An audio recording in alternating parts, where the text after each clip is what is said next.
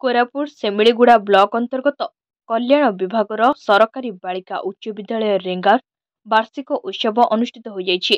ଉକ୍ତ ଉତ୍ସବରେ ପଟ୍ଟାଙ୍ଗୀ ବିଧାୟକ ପ୍ରୀତମ ପାଢ଼ୀ ମୁଖ୍ୟ ଅତିଥି ଭାବେ ଯୋଗ ଦେଇଥିଲେ। ବିଦ୍ୟାଳୟର ଛାତ୍ରଛାତ୍ରୀମାନଙ୍କୁ ବହୁ ଉପାଦେୟ ପରାମର୍ଶ ଦେଇ ଛାତ୍ରୀମାନେ 15 ବର୍ଷର କଠୋର ପରିଶ୍ରମ ଏବଂ ସାଧନା ବଦଳରେ 60 ବର୍ଷର ସୁନେରୀ ଜୀବନ ଜୀଇଁବାର ଉପାୟ ଶିଖାଇଥିଲେ ଏବଂ ପ୍ରକୃତିକୁ ମାନି ଚାଲିବାର ଉପଦେୟତା ସମ୍ପର୍କରେ ଆଲୋକପାତ କରିଥିଲେ।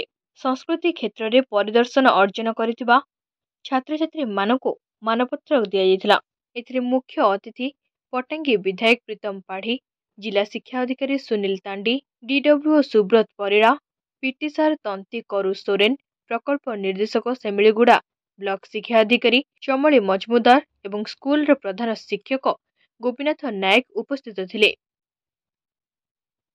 କୋରାପୁଟରୁ ସୁଭାଷ ଚନ୍ଦ୍ର ନାହାଙ୍କ ରିପୋର୍ଟ, ତୀର୍ଥକ୍ଷେତ୍ର ଲାଇଭ୍।